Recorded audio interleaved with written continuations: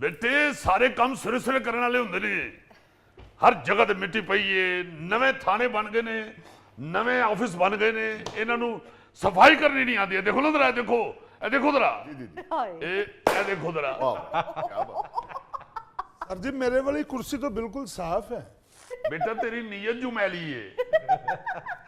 नहीं सर जी, मेरे कहने का तुम्हें मतलब सिर्फ अपनी कुर्सी का पता है। एसएचओ की कुर्सी नहीं साफ होनी होती, दफ्तर नहीं साफ होना होता पूरा।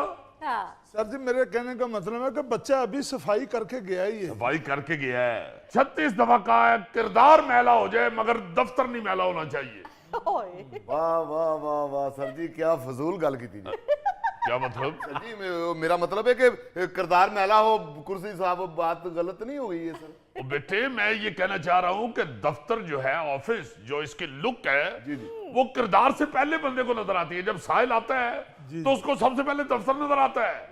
बिल्कुल उसको तो साफ रखे ना, उसके बाद किरदार भी कोशिश करे आपको साफ होना चाहिए, मगर सबसे पहले ऑफिस साफ होना चाहिए। जी सर जी। सिद्दीक साहब खैर है, आज तो सफाई पर बहुत जोर दे रहे, हत्ता के सफाई को किरदार से पहले रख दिया आपने। देखें देखें, एक तो आपने स्लोगन पढ़ लिया होगा, सुथरा पंजाब।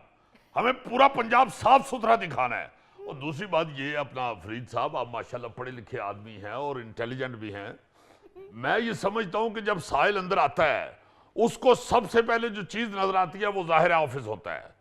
ऑफिस साफ सुथरा जब उसे नजर आएगा तो वो ये खौफ नहीं खाएगा, उसके दिल में कोई डर पैदा नहीं होगा। उसके बाद जाहिर है जो किरदार है वो जब उसके साथ डीलिंग होती है तो वो भी सामने आता है, वो भी साफ होना चाहिए, नो डाउट, इसमें कोई शक शुबा नहीं है। सिद्दीक साहब किरदार अहम है, किरदार साफ होना चाहिए। मतलब दफ्तर पावे ना साफ होवे। हाँ नहीं साफ हो। ठीक जी सर। फरीद साहब दे मेज ते मिट्टी सुटिया बैठे। सर जी बड़े दुख वाली गल है, जो मिट्टी वाला कोई काम होंदा तुसीं मैनूं ही कहंदे हो। तो तू कर दिया कर, तू केड़ा इमरान अशरफ है। पुते पुते मैं ऐसे ही अजराहे तफन्नन कह रही हूं। देखो फरीद साहब गल्ली भी मैं कहना चाहना वा कि जेड़ा किरदार है वो ते ऑफिस दी लुक दे बाद सामने आएगा ना जी, जो साहिल नाल साडी डीलिंग होएगी उसको भी साफ सुथरा होना चाहिए किरदार को, नो डाउट नो डाउट, मगर ऑफिस बड़ा जरूरी है साफ सुथरा होना। ओए अभी एफआईआर दर्ज होगी। कौन है जी थाने का एसएचओ? वाह जी वाह जनाब, तानू एसएचओ साहब और कणक वाले भड़ोले च कोई फर्क नजर नहीं आउंदिया?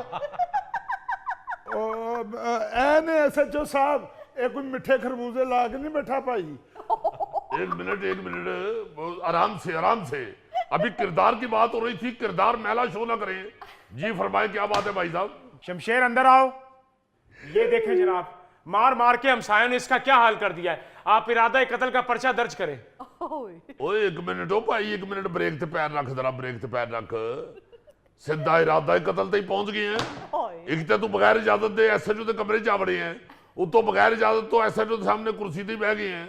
ये मेरा ख्याल है तेनू पता नहीं, मास्टर की कुर्सी ते स्टूडेंट बह जाए तो फेल हो जाता है, एसएचओ के सामने बंदा कुर्सी ते बह जाए तो अंदर हो जाता है। बेटे सारे काम सिरे सिरे करने वाले होंगे ने। हर जगह ते मिट्टी पई है, नवे थाने बन गए ने, नवे ऑफिस बन गए ने, इन्हों सफाई करनी नहीं आती है। देखो ना जरा, देखो देखो जरा, ए देखो जरा। सर जी मेरे वाली कुर्सी तो बिल्कुल साफ है। बेटा तेरी नीयत जो मैली है। नहीं सर जी मेरे कहने का तुम्हें मतलब सिर्फ अपनी कुर्सी का पता है। एसएचओ की कुर्सी नहीं साफ होनी होती, दफ्तर नहीं साफ होना होता पूरा। सर जी मेरे कहने का मतलब है कि बच्चा अभी सफाई करके गया ही है। सफाई करके गया है। 36 दफा का है किरदार मैला हो जाए मगर दफ्तर नहीं मैला होना चाहिए। वाह वाह वाह वाह सर जी, क्या फजूल गल की थी। क्या मतलब? सर जी मेरा मतलब है कि किरदार मैला हो, कुर्सी साहब, बात गलत नहीं हो गई है सर। ओ बेटे मैं ये कहना चाह रहा हूं कि दफ्तर जो है, ऑफिस जो इसकी लुक है, जी जी। वो किरदार से पहले बंदे को नजर आती है। जब साहिल आता है तो उसको सबसे पहले दफ्तर नजर आता है।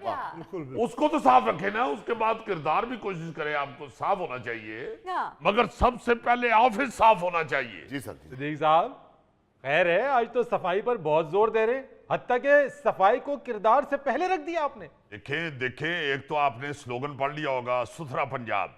हमें पूरा पंजाब साफ सुथरा दिखाना है। और दूसरी बात ये, अपना फरीद साहब आप माशाल्लाह पढ़े लिखे आदमी हैं और इंटेलिजेंट भी हैं। मैं ये समझता हूं कि जब साहिल अंदर आता है उसको सबसे पहले जो चीज नजर आती है वो जाहिर है ऑफिस होता है। हाँ। ऑफिस साफ सुथरा जब उसे नजर आएगा तो वो ये खौफ नहीं खाएगा, उसके दिल में कोई डर पैदा नहीं होगा। उसके बाद जाहिर है जो किरदार है वो जब उसके साथ डीलिंग होती है तो वो भी सामने आता है, वो भी साफ होना चाहिए, नो डाउट, इसमें कोई शक शुबा नहीं है। सिद्दीकी साहब किरदार अहम है, किरदार साफ होना चाहिए। मतलब दफ्तर भावे ना साफ होवे। हाँ नहीं साफ हो। ठीक जी सर। फरीद साहब ਦੇ ਮੇਜ਼ ਤੇ ਮਿੱਟੀ ਸੁੱਟਿਆ ਬੈਠੇ। ਸਰ ਜੀ ਬੜੇ ਦੁੱਖ ਵਾਲੀ ਗੱਲ ਏ, ਜਦੋਂ ਮਿੱਟੀ ਵਾਲਾ ਕੋਈ ਕੰਮ ਹੁੰਦਾ ਤੁਸੀਂ ਮੈਨੂੰ ਹੀ ਕਹਿੰਦੇ ਹੋ।